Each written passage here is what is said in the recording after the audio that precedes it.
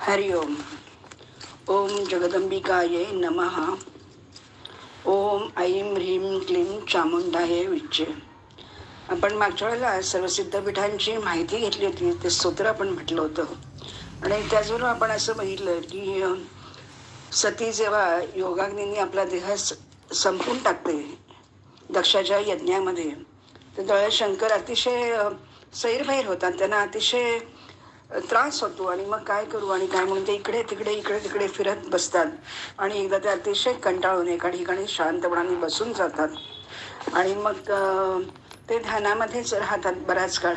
पण इथे आता असं होतं की शंकर आहे ते ध्यानात बसत, ते मुळात वैराग्याची मूर्ती आणि त्यातून सती नाही म्हटलं त्यांना आणखीनच त्रास होतोय. आणि एका बाजूनी हे शंकराचं असं आहे की ते शांत बसले आणि दुसऱ्या बाजूला सर्व स्थावर जंगम मालमत्ता तिन्ही लोकांमध्ये सगळं सौभाग्य निघून गेलेले, समुद्र द्वीप पर्वत सगळं जग म्हणजे शक्तीहीन झालेलं आहे. कारण म्हणजे शिवाची शक्तीच नाही आहे, तर त्याच्यामुळे शक्तीशिवाय सगळे पीडित दुःख सागरामध्ये सगळे बुडून गेलेले आहेत. आणि त्यामुळे सतीचं महत्त्व किती आहे, त्या शक्तीचं महत्त्व किती आहे हे सर्वांना आता कळून चुकलंय की ग्रह देवता आदिभूत आदिदैविक हे सर्वांचे व्यवहार आता ठप्प झालेले आहेत. अशातच एक तारक नावाचा महान असुर निर्माण होतो आणि नेहमीप्रमाणे ब्रह्मादेवीच्या वरदानाने तो तिन्ही लोकांवरती आपला कब्जा मिळवतो. तो तिन्ही लोकांवर राज्य करतो आणि ब्रह्मदेवाने त्याला आता असं वरदान दिलेलं आहे की भगवान शंकरांचा जो औरस पुत्र होईल तो तुझा वध करेल, तो तुझा संहार करेल, तोपर्यंत दुसरं तुला कोणीही मारणार नाही. आता हे ऐकल्यावरती म्हणतात माकडाच्या हाती कोली, तसं जसं आधीचं मरकट तशात तो नशा करतोय तो. तर त्याच्यामुळे काय होतं, तारकासुराला लक्षात येतं की शंकराला बायकोच नाही, त्याचा औरस पुत्र होण्याचा काही प्रश्नच नाही. तर आणखीन खूप सर्वांना त्रास येतो, इतका तिन्ही लोक अगदी त्राही भगवान करून सोडतो. म्हणून शेवटी देवता गिरीकंदरामध्ये नेहमीप्रमाणे जाऊन राहतात. आणि आता काही झालं तरी आता सगळ्यांना प्रश्न पडतो की आता आपल्याला कुठच्याही परिस्थितीत शंकराला पुत्र हा झालाच पाहिजे आणि त्याच्यामुळे तो पुत्र या तारकासुराचा वध करणार आहे. आणि म्हणून सर्व देवदेवता उठतात विष्णू सकट आणि प्रत्यक्ष तिथे हिमालयावरती जातात, गिरिराजाकडे जातात आणि तिथे कोणी तिथे आंबा यज्ञ करतं, कोणी व्रत करतं, कोणी सुक्त करतं, कोणी स्तुती करतं, कोणी स्तोत्र म्हणतं, कोणी पाठ करतं, कोणी मंत्र कृच्छयाच सगळी प्रत्येकजण आपापल्या प्रकाराने जेवढं म्हणून जे काही आंबा म्हणजे देवीला प्रसन्न करण्यासाठी प्रयत्न करतं. खूप आपापल्या परीने सगळेजण अतिशय तिची म्हणजे आराधना करतात, तिची करुणा भागतात. त्यावेळेला म्हणजे शेवटी एवढ्या सगळ्यांचं म्हणजे आपण ज्याला म्हणतो की नाही की सार्वत्रिक तुम्ही सर्वांनी मिळून जर का साधना केली तर त्याचा काय फायदा होतो, तर तसं देवतांना हे सुद्धा देवता ऋषी सर्व जण सर्व तिन्ही लोकीचे लोक तिथे एकत्र येतात आणि ते त्याची साधना करतात. त्यावेळेला चैत्र मासामध्ये शुक्ल पक्षाला नवमी तिथीला शुक्रवारी प्रत्यक्ष 4 वेदांनी जिला मूर्तिमंत करून सोडलेलं अशी ती करोडो सूर्यांचं तेज असलेली, त्याचबरोबर करोडो चंद्रमांची शीतलता जिच्याकडे आहे आणि असे ज्योती तेजाचा लोळ तिथे हिमालयावरती प्रकट होतो. आणि मग तळला आता ती कोण आहे, तर ती ज्योती आहे पण तिला उंची नाही, रुंदी नाही काय, पण ती सर्वत्र व्याप्त आहे, तिला हात नाही पाय नाही अशी ती पहिल्यांदा दिसते. आणि इतकं की म्हणजे त्या सर्व देवतांना तिचं ते तेज सहन होत नाही, ते डोळे मिटून घेतात. आणि मग नंतर जेव्हा ते डोळे उघडतात तेव्हा त्यांच्या लक्षात येतं की अतिशय सुरेख अशी नवयौवना कुमार अवस्थेतली एक स्त्री म्हणजे एक देवी आलेली आहे आणि त्या देवीचं इतकं सुरेख रूप त्याने वर्णन केलेलं आहे. ती नेत्रांनी सुशोभित आहे, 4 भुजा आहेत तिला, पाश अंकुश वर आणि अभय मुद्रा देणारे आहे, लाल वस्त्र नेसलेली आहे आणि अशा प्रकारे ती अतिशय मंद मंद स्मित करते आणि ती त्यांच्याकडे पाहते. आणि म्हणजे त्या देवतांना अतिशय आनंद होतो. त्याशिवायला महादेवी शिवाला सर्वजण नमस्कार करतात आणि ते तिचं गुणगान त्याची स्तुती करतात. देवा उच्चू नमो देव्ये महादेव्ये शिवायै सततं नमः. नमः प्रकृती भद्राये नियता प्रणता स्वता तामाग्निवर्णां तपसा ज्वलन्तीं वैरोचनीं कर्मफलेषु जोष्णां दुर्गां देवीं शरणमहं प्रपद्ये सूतरसीतरसे नमः। देवीं वाजमजनयन्त देवास् तां विश्वरूपा पशवो वदन्ति सा नो मन्द्रेशमुर्जं दुहाना धेनुर्वागस्मुन्नु सृष्टुतैतु कालरात्रिं ब्रह्मस्तूतां वैष्णवीं स्कन्दमातरं सरस्वतीमदितिं दक्ष दुहितरं नमाम पावनां शिवां महालक्ष्म्यै च विद्महे सर्वशक्त्यै च धीमहि तन्नो देवी प्रचोदयात्। नमो विराटस्वरूपिण्ये नमः सूत्रात्ममूर्तये नमो अव्याकृतरूपिण्ये नमो श्रीब्रह्ममूर्तये पंचकोशातिराक्तां कामावस्थात्रयसाक्षिणीं नमस्तं त्वत्पदलक्ष्यार्थं प्रत्यगात्मस्वरूपिणीं नमः प्रणवरूपायै नमो ह्रीङ्कारमूर्तये नानामन्त्रत्मिकायै ते करुण्याय नमो नमः। अशा प्रकारे तू कोण आहेस म्हणजे तिचं इतकं सुरेख त्यांनी वर्णन केलं की ती देवी प्रसन्न होते आणि ती देवी म्हणते की मी तुमचं काय इप्सित आहे ते मला तुम्ही सांगा. तर त्यावेळेस सर्व देवता म्हणतात की तू आमची माता आहेस, तुला तर माहितीच आहे की ब्रह्माजींनी असा वर दिलेला आहे या तारकासुराला की त्याचा शंकराचा औरस पुत्र त्याचा वध करेल. तर त्यामुळे तुला तर माहिती आहे की सती निघून गेलेली आहे आणि मग त्याला पुत्र होण्याची गरज आहे. तर त्याच्यामुळे तू प्रत्यक्ष अवतरित हो आणि हे सगळं कार्य तूच करू शकते. कारण आम्हाला माहिती आहे की तुझ्याशिवाय दुसरं कोणी करू शकत नाहीत, कारण तू चित्स्वरूपिणी आहे, महेश्वरी आहेस. त्याच्यानंतर अनादी अनंत अशी तूच काही ते करू शकते. आणि तुला तर माहिती आहे की जे मुलं चुका करतात, काही ते अपराध घडतात, त्यावेळी तू माता प्रत्यक्ष त्यांना सुधारण्याचा प्रयत्न करते. तर तेव्हा देवी म्हणते हा ठीक आहे, आता मला सगळं कळलेलं आहे, फक्त तुम्ही आता एक काम करा की हिमालय पर्वतावरती गौरी नावाची एक माझी शक्ती तिथे अवतार घेईल. गौरी नावाची माझी शक्ती हिमालय पर्वतावरती अवतार घेईल आणि ती तुम्ही शिवाला प्रदान करा. म्हणजे शिव आणि ती एकत्र येतील असं तुम्ही प्रयत्न करा आणि त्या गौरीकडून तुमचं कार्य सिद्ध होईल. ती माझी शक्ती आहे. तर त्याच्यामुळे आणि हिमालयाने माझी खूप भक्ती केली, अतिशय मनापासून तो मनोयोग ध्यानयोग त्याने खूप सुंदर उपासना केलेली आहे. त्याच्यामुळे मी त्याच्यावर प्रसन्न आहे. त्यामुळे माझा अंश हिमालयावरती गौरीच्या रूपामध्ये अवतरित होईल. हे ऐकल्यानंतर ती सच्चित स्वरूपिणी जी देवी आहे तर तिचं ते वर्णन जेव्हा तो म्हणजे हिमालय ऐकतो तेव्हा त्याला प्रचंड आनंद होतो आणि तो म्हणतो की काय मी शेकडो जन्माचं अश्वमेध आणि हजारो जरी यज्ञ केले तरी त्याची पुण्याई मला म्हणजे कोणाला मिळणार नाही. अशी जगताची तू माता जगज्जननी तू माझ्या पोटी जन्म घेतेस. लोक म्हणतील हिमालयाची पुत्री प्रत्यक्ष जगज्जननीच्या रूपामध्ये अवतरित झाली. किती हा हिमालय भाग्यवान. देवी तू काय करतेस की तृणाला तू पर्वत करते आणि पर्वताचं तू तृण करतेस हे मला माहिती आहे. जिच्या उदरामध्ये करोडो ब्रह्मांड स्थित आहेत तर ती जगदंबा माझी कन्या होणार आहे, माझी कन्या होऊन जन्म घेणार आहे. आणि माझ्यासारखा पृथ्वीवरती आणखी श्रेष्ठ कोण आहे. खरं तर मी पर्वत जड मूळ असा मी आणि मी तुझी काय साधना केली ते म्हणजे मी केली पण ती इतकी फलद्रूप होईल अशी मला कल्पनाही नव्हती. मी इच्छा केली होती की माझ्या साधनेने तू माझ्याकडे येशील आणि तू खरोखर आता ते कबूल केले सांगल्याप्रमाणे तू येशील. आणि अशा प्रकारे मग ती आता देवी सांगते की काय आहे ते. पर्वतराज तू पूर्वी मी होते पण आणि नव्हते पण, आहे पण आणि नाही पण, अशी मी पूर्वापासूनची मी आधी अंतरहित अशी आहे आणि मी स्वतः शक्ती आहे. तर त्यामुळे शक्ती आहे जी ती सत नाही असत नाही तर ती कायम स्वरूपात कायमची तिथेच असते. आणि मग ती प्रलय काळामध्ये समस्त जीव काळ आणि जीवाना ती आपल्या सामावून घेते.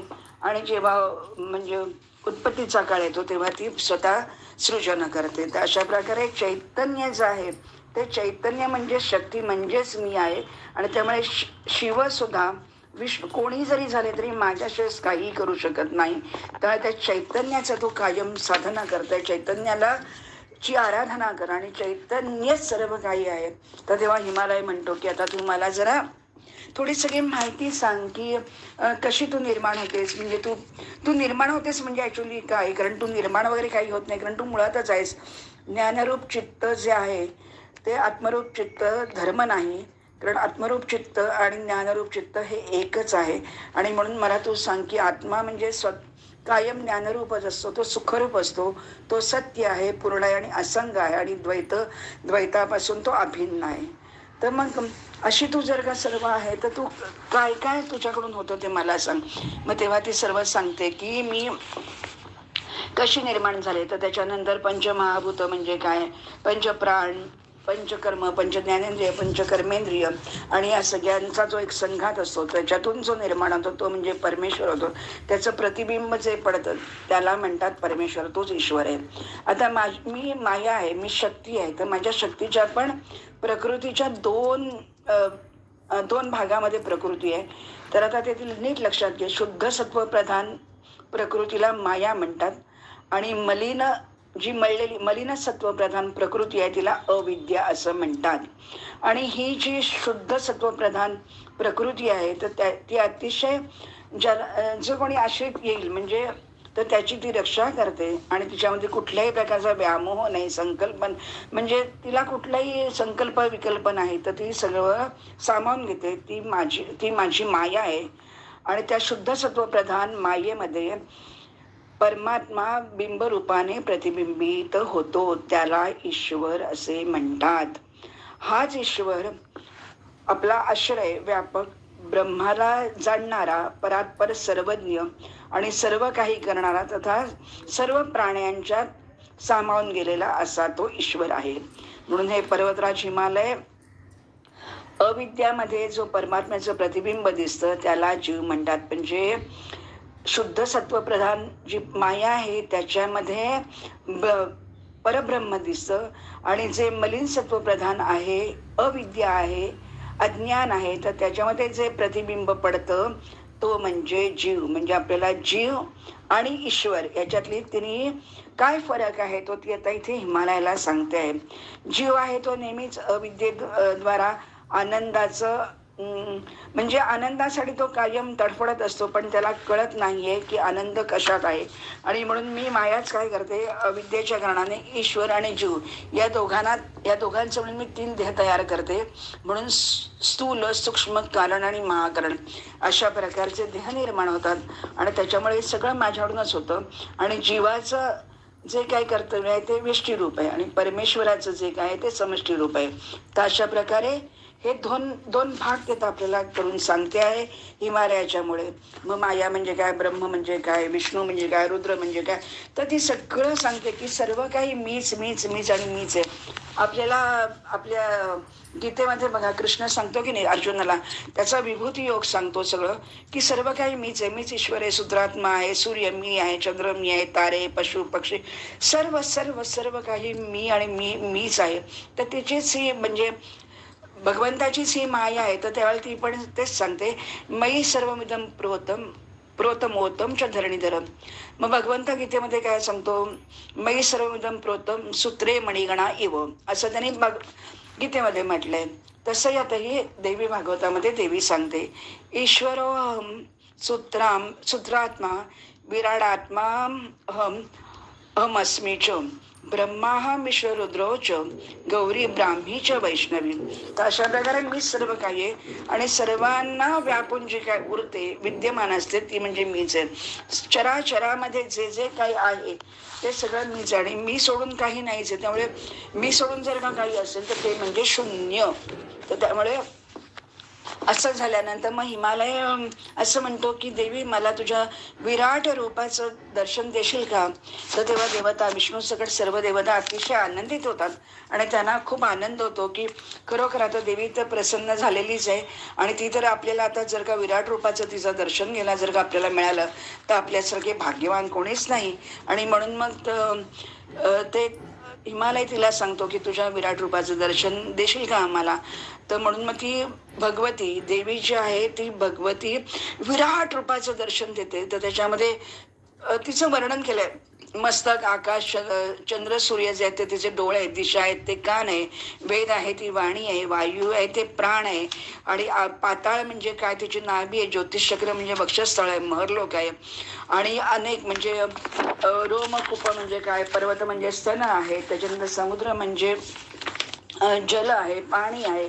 का अशा प्रकारे ती सांगते की माझं काय काय रोमकुश म्हणजे काय आहे ते सगळं वर्णन करून नुसतं सांगत नाही, तर त्याबरोबर ती त्याला दर्शन देते. ती एक एक अनेक सहस्त्र नयन, सहस्त्र बाहू, सहस्त्र असं ती सगळं दर्शन देते. आणि त्याच्यामध्ये सगळे ब्राह्मण, क्षत्रिय, वैश्य, शूद्र, त्यांना हजार, त्या देवीच्याकडे हजार मस्तक, त्याच्यामध्ये सगळे कोणी भीषण, महाभीषण, नेत्रहीन, सगळे एकमेकांच्या सगळेजण घाबरून उठतात. ते सगळं तिचं दर्शन घेतल्यानंतर मग त्याला देवता भयभीत होतात आणि त्या तिला सांगतात की देवी माते, तू म्हणजे आम्ही सहस्त्र अपराध येत तुझं, पण आम्हालाच म्हणजे आम्हीच मागितल्यामुळे तू आम्हाला विराट दर्शन दिलंस, पण आम्ही मंदबुद्धी देवता असल्यामुळे आमची एवढी तयारीच नाही, आमची एवढी ताकदच नाही की आम्ही तुझं दर्शन घेऊ शकू.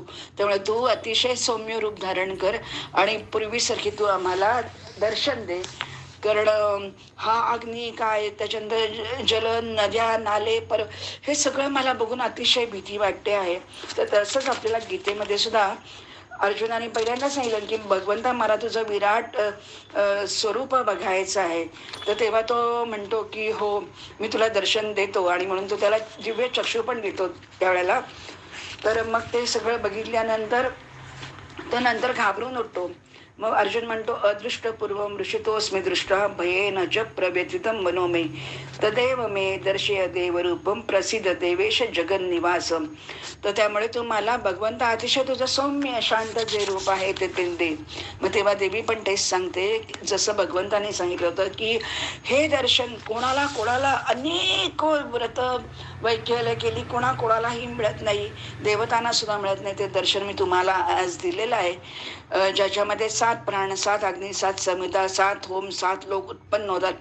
तर त्या सर्वांची सर्वात्मक अशी मी ती जी आहे, पशु पक्षी सगळं गंध म्हणजे 33 कोटी देवता आणि 84 लक्ष योनीमधून जे काही भरण पोषण आणि जे काही चक्र चालतात ते ती सगळं स्वतःमधून दाखवते. आणि त्यामुळे तुम्हाला माझं जे अलौकिक रूप आहे त्याची तुम्हाला जाणीव नाही, आणि त्याच्या आतमध्ये जे सौम्य शांत सूक्ष्म असं जे माझं रूप आहे ते म्हणजे काय, तर पाश, अंकुश, वरमुद्रा आणि शांत शांत मंद मंद स्मित हास्य करणारं असं देवीचं रूप तिथे ती दाखवते. तेव्हा सर्वांना आनंद होतो आणि मग सगळेजण आपापल्या लोकी जातात. आणि मग ते तारकासुरासाठी आता देवी म्हणजे शिवा आणि शिवा हे एकत्र येतील. नंतर त्याच्या आधी ती पहिल्यांदा हिमालयात तिला अनेक प्रश्न विचारतो आहे बघा.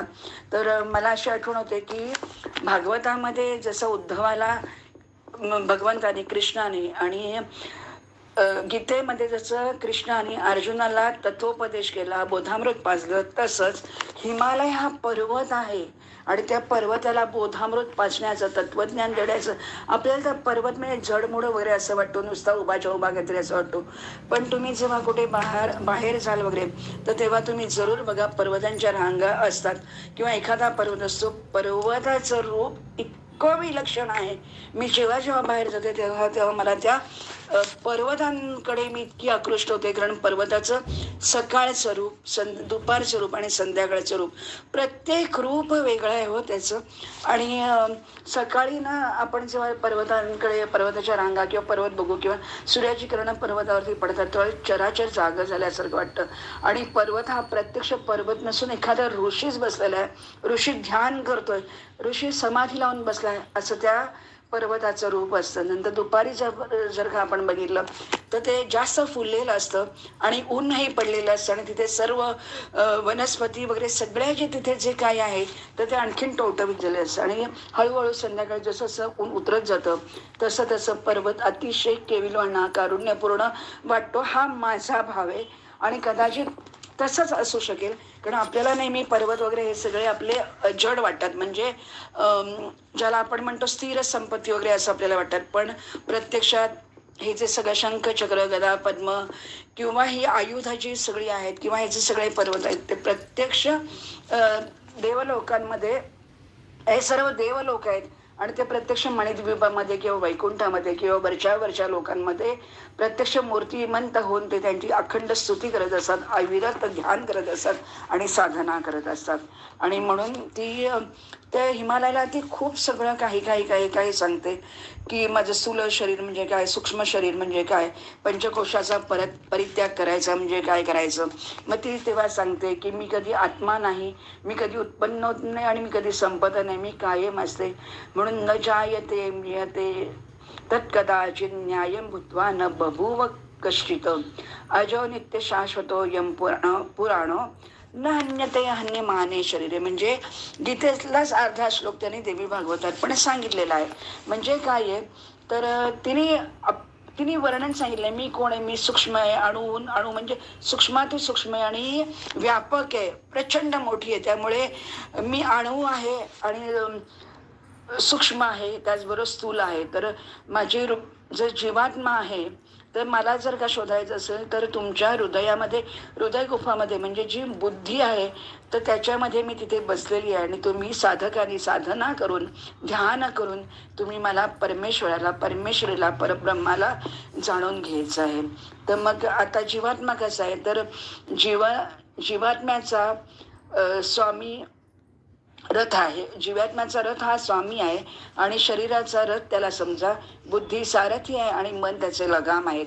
तर त्यावेळी मनाला तुम्ही कायम सावध ठेवा आणि मनाला कुठल्याही इंद्रियांच्या मागे लागू नका आणि सर्व इंद्रिय आणि मन भगवंतापाशी म्हणजे आतमध्ये हृदयामध्ये जो आपल्या भगवंत बसलेला आहे, देवी बसलेली आहे, शक्ती बसलेली आहे, तर तिच्याकडे तुम्ही लक्ष द्या. अशा प्रकारे ती त्याला सगळं आता वर्णन इतकं काही करते की आपण आश्चर्य करतोय की किती हिमालय भाग्यवान आहे. आणि आपल्याला म्हणतो आपण की देवभूमी आहे हिमालय, म्हणजे तिथे प्रत्यक्ष शिव आहे, शक्ती आहे आणि अनेक देवदेवत, अनेक लोक म्हणजे लोक ब्रह्मलोक वगैरे असं ज्याला आपण म्हणतो लोक, तर असे सगळे लोक तिथे असल्यामुळे आपण तर किती भाग्यवान. भारतभूमीमध्ये हा हिमालय आणि त्या हिमालयामध्ये आपण तिथे जाऊन साधना करू शकतो. अशा प्रकारे त्या हिमालयाचं वर्णन तिने केलेलं आहे.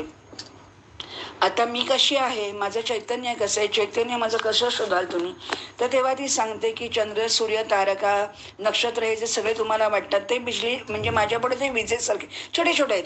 तुम्हाला असं वाटतं की सूर्य प्रकाशित होतो, चंद्र प्रकाशित होतो, पण या सर्वांना प्रकाश कोण देतं, तर या सर्वांना प्रकाशित करणारी मी आहे, चैतन्य आहे. न तद्भास आहे ते सूर्यो न शशांको न पावका यद्गत्वान निवर्ते तंते तद्धामम परमम मम. असं भगवंताने जसं सांगितलंय तशी सुद्धा ही पण देवी तेच सांगते. कारण ते दोघं जण एकाच नाण्याच्या दोन बाजू. जे अदृष्ट असतं तेव्हा ती तिथे असते आणि दृश्य रूप असते तेव्हा ती माया रूपाने बाहेर येते.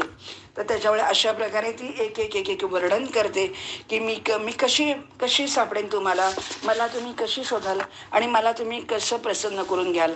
तर तेव्हा ती सांगते नाहम तीर्थे न कैलासे वैकुंठे वा न कर्हिचित वसामे किंतु मज्ञानी हृदयाम्भोज मध्यमे.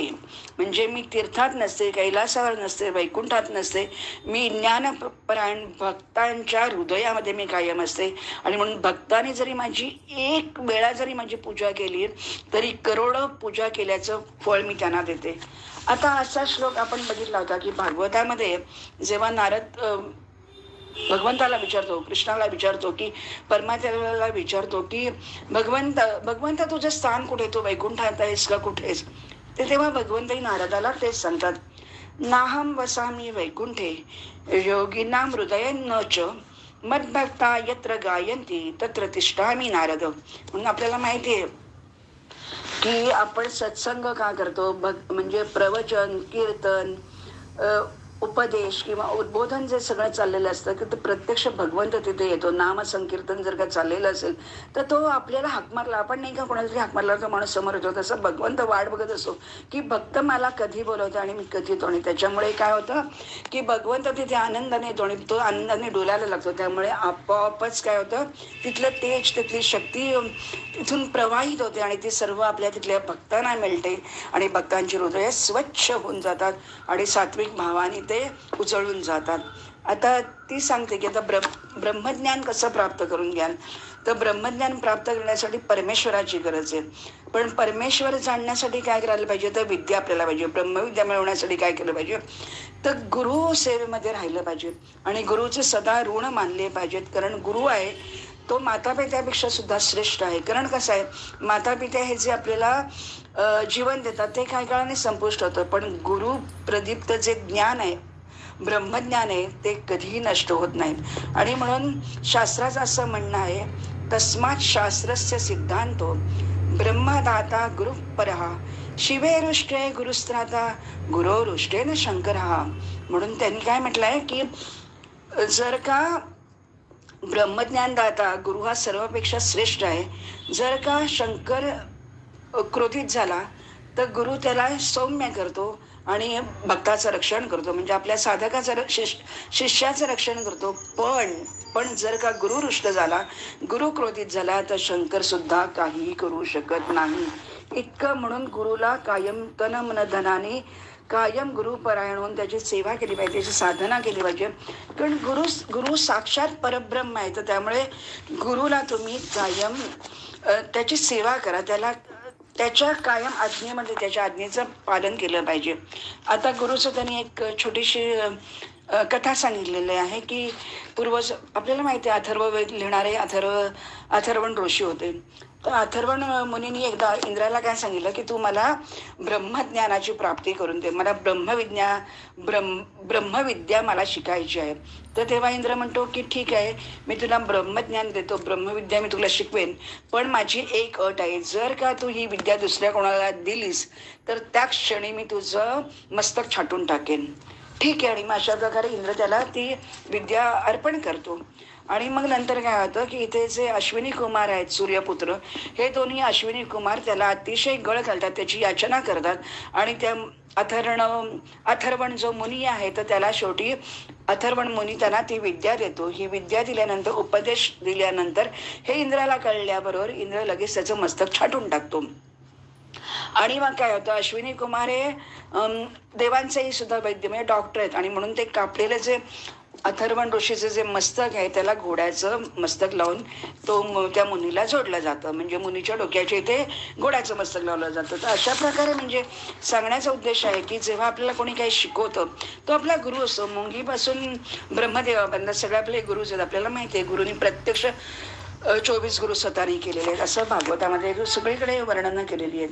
तर अशा प्रकारे आपण हे सगळं ती सांगते की माझा जो खरा भक्त आहे ना, तो काहीच मागत नाही, त्याला काही कारण कर्म तुम्ही मागता, त्या वासनांमुळे तुम्ही कर्म निर्माण करतात आणि कर्मामुळे परत तुमच्या वासना तयार होतात आणि त्याच्यामुळे परत तुमचा जन्म तयार होतो. आणि म्हणून माझे जे भगवंत आहेत ते सामिप्य, श्राष्टी, सायुज्य, सालोक्य, समीपता यातली कुठचीही ते मुक्ती मागत नाही, तर ते फक्त सदैव माझी भक्ती मागतात. आणि तुझ्या चिन्मय रूपामध्ये माझा विलय होते असं ते सांगतात. आणि हीच खरं भक्ताची पराकाष्ठा आहे. आणि जो ज्ञानी वैराग्य आहे तोच खरा माझा भक्त आहे. आणि म्हणून मी त्याच्या हृदयामध्ये कायम राहते. मग मी जे भक्त आहेत ते माझे मणिदिव्य देतात, जे ज्ञानपरायण झालेले नाहीत ते नंतर अजून साधना करतात आणि ब्रह्मलोकामध्ये येतात. आणि मग अशा प्रकारे हे गीतेमध्ये पण त्यांनी सांगितले, जर का त्याच्यात मृत्यू आला तर काय होतं, शुचिनाम श्रीमताम गेहे योग भ्रष्टो विजायते. हा जो श्लोक आहे तो इथे त्यांनी असा दिलाय, शुचिनाम श्रीमताम गेहे भवेत तस्य जनी पुनः करोती साधन पश्चात ततो ज्ञानमी जायते. म्हणून तो अशा प्रकारे ब्राह्मण कुळामध्ये मग नंतर जन्म घेतो आणि मग तो करत तो ब्रह्मज्ञान प्राप्ती करून म्हणजे मोक्षाला जातो. आता त्यांनी विचारलंय की माझं साधना म्हणजे माझी पूजा कशी कराल, काय कराल, तर आपण त्याच्यात परत तिने एकदा सांगितलंय की परत मी तुम्हाला माझी स्थानं सांगते की मी कुठे कुठे वास करते. तर आपण आता ते अख्खं स्तोत्रच म्हणूया. कोल्हापुरम महास्थानम यत्र लक्ष्मी सदा स्थिता मातुपुरम द्वितीयम च रेणुकाधिष्ठितम परम तुळजापुरम तृतीयम स्यात् सप्तशृंग तथैव च हिंगलाया महास्थानम ज्वाला मुख्या तथैव च शाकंभर्या परम स्थानम भ्रामर्याः स्थानमुत्तमं श्रीरक्तदन्तिका स्थानं दुर्गा स्थानं तथैव च विंध्याचल निवासिन्या स्थानं सर्वोत्तमोत्तमम् अन्नपूर्णा महास्थानं कांचीपुरमनुत्तमं भीमादेव्या परम स्थानं विमला स्थानमेव च श्रीचंद्रला महास्थानं कौशिकी स्थानमेव च नीलांबाया परम स्थानं नीला पर्वत मस्तके जांबू नदेश्वरी स्थानम तथा श्रीनगरम शुभम गुह्यकाल्या महास्थानं नेपाले यत् प्रतिष्ठितं मीनाक्षाः परमं स्थानं यच्च प्रोक्तं चिदंबरे वेदारण्यं महास्थानं सौन्दर्या समधिष्ठितम् एकांबरं महास्थानं पराशक्त्या प्रतिष्ठितं महालसा परं स्थानं योगेश्वर्या तथैव च तथा नीलसरस्वत्याः स्थानं चीनेषु विश्रुतम् वैद्यनाथे तु बगलास्थानं सर्वोत्तमं मतं श्रीमत् शक्ति भुवनेश्वर्या मणिद्वीपं मम स्मृतं श्रीमत् त्रिपुर भैरव्या कामाख्या योनी मंडलम भूमंडले क्षेत्ररत्नम महामायाधिवासितम. तर इथे मी तुम्हाला थोडं त्या कामाख्या देवीबद्दल त्यांनी सांगितलंय ते आपण सांगूया, ऐकूया. तर ही जी माझी कामाख्या योनी मंडळ जे आहे तर ते मणिद्वीपामध्ये ती श्रीमद त्रिपुर भैरवी ह्या नावाने तिचं स्थान आहे. आणि त्याची आख्यायिका अशी, कारण हे आता देवी भागवतातच त्यांनी सांगितलंय की ही जी देवी भगवती आहे कामाख्या देवी ती प्रत्येक महिन्यात रजस्वला असते. म्हणजे तिला ऋतू म्हणजे तिला पिरियड येतो आणि प्रत्येक महिन्यामध्ये त्यावेळेला सर्व देवता तिथे ज्या असतात त्या पर्वत रूप होतात आणि जे महान मुख्य देव आहेत ते पर्वतावर तिथेच राहतात. म्हणून विद्वान पुरुषांनी कधी संपूर्ण म्हणून विद्वान पुरुषांनी त्या जागेला त्या भूमीला देवी रूप भूमी असं म्हटलेलं आहे. आणि हे कामाख्या योनी मंडळाचं सगळ्यात श्रेष्ठ स्थान आहे. तर अशा प्रकारे त्यांनी तिथे लगेच त्याचा अर्थही सांगितला आहे. गायत्र्याश्रप हा इथे म्हणजे कामाख्या देवीचं आपण वर्णन ऐकलं. आता पुढे जाऊया, पुढचं स्तोत्र तेच पुढे म्हणूया. गायत्र्याश्र परम स्थानम श्रीमद पुष्करम भीतरम अमरेशे चंडिका स्यात् प्रभासे पुष्करणी क्षिणी नहिमिषे तु महास्थाने देवी सा लिंगधारिणी पुरुहुता पुष्कराक्षे आषाढ रतिस्तथा चंडमुंडी महास्थाने दंडिनी परमेश्वरी भारभूत